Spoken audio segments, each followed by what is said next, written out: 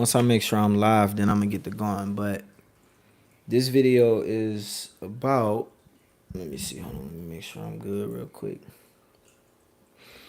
All right. So on this video, I'm gonna talk about how I personally dealt with losing about 100 people to gun violence growing up in the street and growing up in the hood of Detroit, and mentally the strength that it take to get over that and continue to be somebody who succeeds at life. So my name is Trey Little. I got almost 2 million people that follow me on the internet. I make videos about what it was like surviving the street wars of Detroit and how I'm buying back my childhood block that I grew up on in Detroit.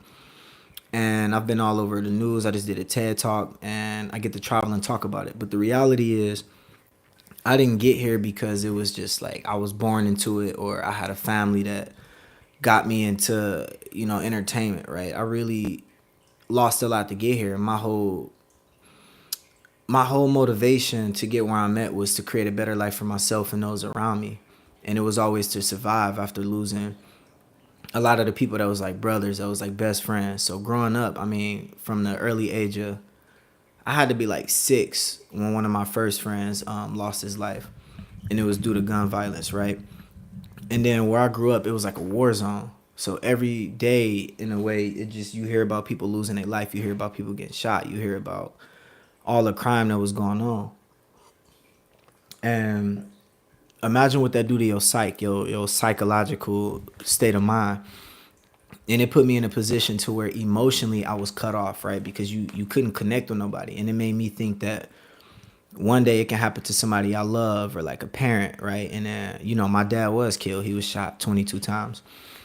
And then it's like, it makes it hard to connect with somebody. It's like, damn, how am I going to connect with somebody? Because what if, something happened to them?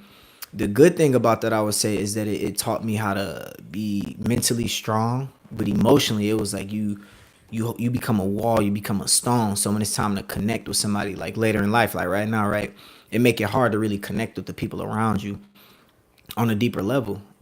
So you have to learn the balance, right? That's what I've been focused on, learning that balance, because you become a shell. So let's say you in a relationship and somebody say, look, you never tell me you love me. You never tell me that I miss you. It's because you get used to not feeling that, right? So it's like a child soldier where you go overseas and, people who fight, they fight in these different wars. It's like you look at them in the eyes and you talk to them and it's like unhuman. So the way you deal with it is hard, right? But at the same time, when you look back in like ancient civilization, when these men went out to fight wars, they couldn't just be like, oh, I got a wife and kids back home. They, in a way, had to focus just on the war at hand. And it allowed them to build the life that we have today, because if they spent so much time worried about if they didn't make it, they could lose. So it's like, for me, myself personally, like I'm like the pioneer in like my family. Like I got to hold on. I got to fight. I got to stay strong. And it's like a war mindset in order to build something so the people behind you can hold on to and they can follow behind you. So it's like, as long as you continue to fight and move forward and press and be that warrior for the people around you. That's funny. That's what this tattoo mean that I just got. But it's like you become that in order for the people around you can live a peaceful life. Like I think about the life I built for my family, my siblings. My mama helped her get opportunities. And it's all because you got to have a strong mind, right? And then it translates to business, where it's the lack of emotion when things go bad. But the hard part is like where you lose somebody you care about, but you can't grieve it, because it's like, look, if I start grieving, then I'm emotionally weak. And then every single day, like, you got to move on and keep building, because you're going to stay in poverty. And this is why people tend to just turn into monsters, right? So when you look at people in a community where they grow up losing people back to back, you become heartless, you become emotionless, right? So as somebody like me, yeah, it's like you can learn how to use those tools in life to where, some go bad, right? A car breakdown, you just learn how to deal with it. It's like, man, that ain't that big of a deal. A breakup, right? Somebody break up with you. Whatever, I've been through this before. You know what I mean? Like, you learn not to let it devastate you. You get used to like dealing with loss, and it can allow you to be successful. This is why they say some of the people with the most extreme hard lives become the most successful. Because when you don't deal with hardship and you don't deal with things that'll break you, you get thrown off by something that's easy. You get thrown off by the little things. Oh, my coffee ain't right. For me, it'd be all types of stuff happening to where I'd be like, dang, this happened. Like, let me give you an example. my car broke down on a freeway one time, and I had to sit and wait 2 hours for me to find a tow truck or somebody that had AAA because I ain't had the money to get it towed. I was doing Uber Eats at the time, or DoorDash. I took the food and just started eating it on the side of the road and just sat there like, look, I'm stuck on the side of the road right now, but I'm gonna keep just chilling and eating this food. What else am I gonna do? You know, people who would have been so depressed and lost their minds with their car breaking down on the side of the road for 2 hours. But in my mind, it was like, what else am I gonna do? So I think the lesson learned is like, if any of us going through tragedy, embracing like the lessons in it, knowing that like when life get hard, you can really learn how to be strong. You can learn how to get through it. And when you lose that many people, you got to really choose to allow yourself to still feel, knowing that you might lose somebody the next day, right? So you learn how to manage your emotions. So that's where I'm at now. You learn how to, in a way, like, I choose to still care about people. I still choose to love, even though that like this person can be gone this day or this person can walk out this day. It's a strength, even though it's hard, it hurt.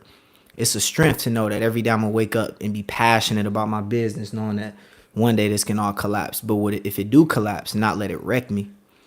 You get what I'm saying? So it's like the temptation is to give up, to quit, to say I can't do this. Life is too hard. I keep losing people. But if you can learn how to master them emotions and master like, okay, I'm gonna take this. I'm gonna learn from it. I'm gonna breathe. I'm gonna focus on how to be strong through this. You can go a long way. You can learn a lot. So it's like, for me, it's like, let's say I wake up every day and I commit to building my YouTube channel. I'm posting 10 videos a day and I'm putting my heart into it. And then all of a sudden my channel get deleted. You learn to be like, okay, my channel got deleted. It's not about to make me depressed and mess my life up, but I'm going to get up and do it again. And it's not that easy, but the more losses you take, the more you learn how to bounce back. And it's not cliche as like, oh, get over it or just stay strong, because every person you lose break you. And you never get used to it. You just learn how to deal with it. You know, so if you ever lost somebody, you know, you never get over it. You just learn how to cope every day. So like, yeah, I mean, my life has been losing up to like 100 people in my city to gun violence. And how do I mentally stay? I'm talking about my dad. I'm talking about family members, people that I love, you know, and choose to stay sane. It's a choice for me, right? Even though it's a hard choice, it's still a choice, right? Not to give in and collapse and be hooked on alcohol or drugs, right? It's a choice to get up and say, you know what? I need to be a light for the people around me. Because one of the hard things is like, you know, it's like a kid that I was mentoring, you know, and his time ran out, you know what I mean? And that was one of the things that inspired me to make this video. Like, he didn't choose a path that would sustain his life. But in my mind, knowing that, like, man, it's hurt, this one hurt. But at the end of the day, like, yeah, I mean, in life, it happens. But like, for me, it's like choosing to say, you know what, that's not going to stop me from mentoring the other kids out there. I had another student that got shot at a party. He survived, but that's what comes with doing certain things in the community or getting close to people. You will lose people you love, but you have to learn, or I had to learn how to deal with that and still continue to do what I'm doing and not let it completely wreck me and stop me from what I'm doing. Because that's the worst thing that can happen. Let it stop you from your purpose, your life, and where you going and what you doing. So I hope that spoke to somebody out there. Yeah, I mean, I ain't really like to do like videos about random stuff. It's like, man, I ain't really been like wanting to do that because it's like so much real life going on that I'm like, I need to get on here and really just talk about real stuff that I think people can relate to. So yeah, like this video, subscribe, and let me know. Yeah, let me know what you thought of it, and let me know if you got any questions, because I'm gonna be doing more videos. All right, peace.